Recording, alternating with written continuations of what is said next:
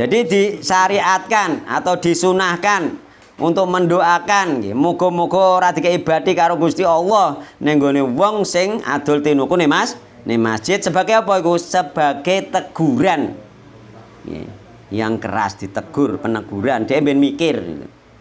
Jual beli masjid pas jagung aku dia tahu mboten asal. Enggak boleh. Enggak ada barang itu.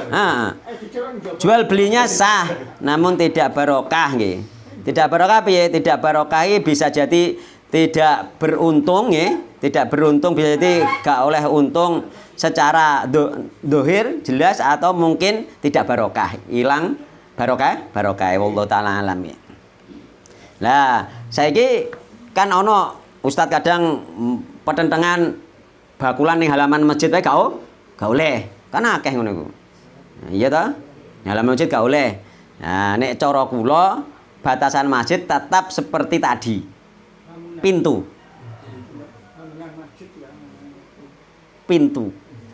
masjid. Atau mungkin kalau dalam hati-hati mungkin bangunan bisa. Tapi sing asli pintu masjid. Pokoknya yang harus di luar pintu boleh bakulan. Ini tak kei contoh nggih. Jadi batas masjid ini penting nggih. Mbah ono pertanyaan mbah ora roh. Sing penting kita barno masalah jual beli di masjid itu batasannya bagaimana.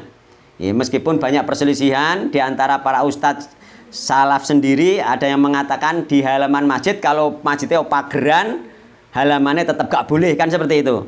Nah. Nek cara kula anut sing sesuai hadis iki. Lebih ringan. Ini kula lebih ringan. Kula iku wani kendel lebih ringan tapi ndi dalil. Jadi ora usah kuwatir. Botut ya alhamdulillah gak apa-apa. Tapi kula ndi dalil. Ya.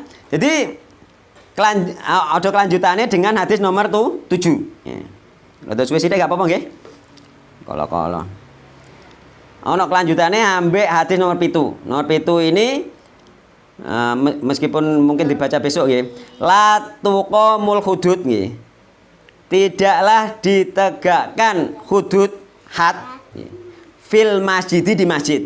Gitu. Iki ana di masjid lagi nggih. Hampir sama iki. Jadi tidaklah ditegakkan hudud di masjid. Ya di nomor 7 yakni wa an Hakim bin Hizam. Qala Rasulullah SAW la tuqamul hududu fil masjid. Tidak ditegakkan hudud di masjid.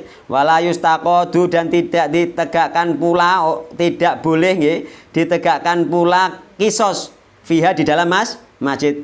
Had hudud tidak boleh ditegakkan di masjid, kisos juga tidak boleh ditegakkan di masjid. Jadi hudud itu adalah apa? Hukuman yang ditetapkan syariat nggih. Untuk kejahatan yang melanggar hak Allah. Contohnya apa? Zina, mencuri, ya toh? Apa minuman keras berarti cambuk, rajam, apa nih? Potong tangan misalnya pencuri. Ya, maka itu tidak boleh dikerjakan di masjid. Nek kisos adalah hukuman bagi kesalahan yang berhubungan sebagai tuntutan dari berhubungan dengan individu. Sampean mateni wong dituntut mati gitu. Sampean nyuwilno untune wong dituntut untune ya dicuwil gitu. Nah, itu kisos. Jadi memang gigi juga gigi itu. Zaman Nabi pernah ada yang mematahkan gigi. Giginya apa dipatahkan juga gitu. Jadi itu kisos namanya. Nah, itu nggak boleh dalam masjid. Namun ternyata Nabi Muhammad SAW kisos nggak boleh di masjid. Hukuman rajam, hudud, hukuman rajam maupun kisos, hukuman bunuh misalkan itu nggak boleh di masjid. Namun Nabi pernah melakukan hukuman rajam di dalam masjid gitu. Di dalam masjid, di luar pintu masjid. Jadi batasannya pintu. Di luar pintu masjid, di dekat pintu masjid itu. Jadi An Ibnu Abbas qala amara Rasulullah sallallahu alaihi wasallam bi rajmil yahudi wal yahudiyati inda babi masjidihi. Inda di sisi di dekat Masjid Nabawi. Enggak di dalam tapi di dekat. Maka di luar asal di luar masjid sudah tidak dikatakan di dalam masjid gitu loh. Pokoknya asal di luar pintu masjid sudah tidak dikatakan di masjid.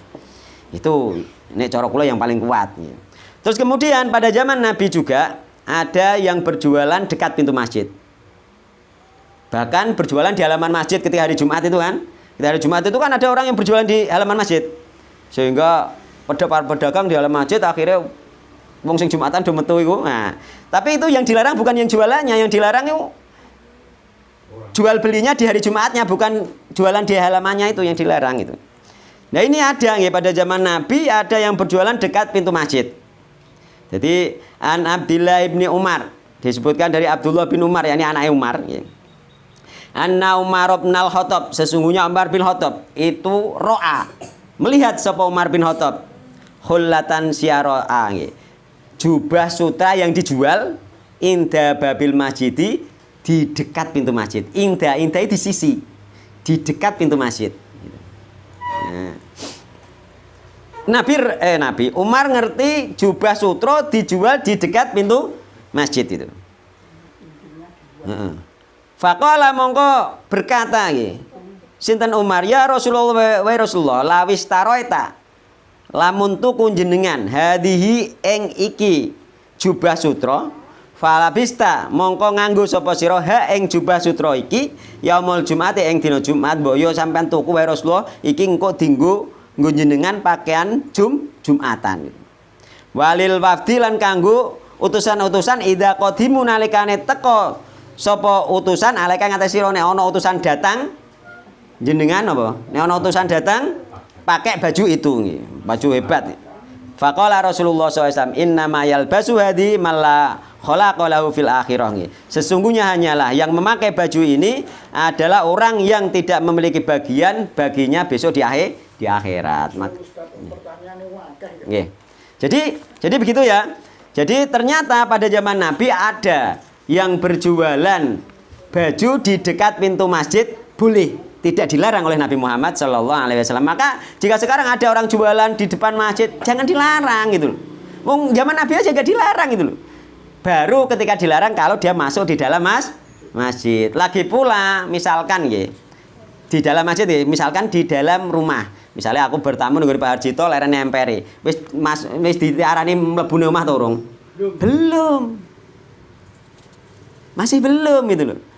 Nek wis mlebu lawange lagi di dalam rumah seperti itu. Maka zaman Nabi tidak dilarang, maka zaman sekarang kita ya jangan melarang. Umpama kita ngarani hati-hatine ya rada ngadoh ngono wae gitu.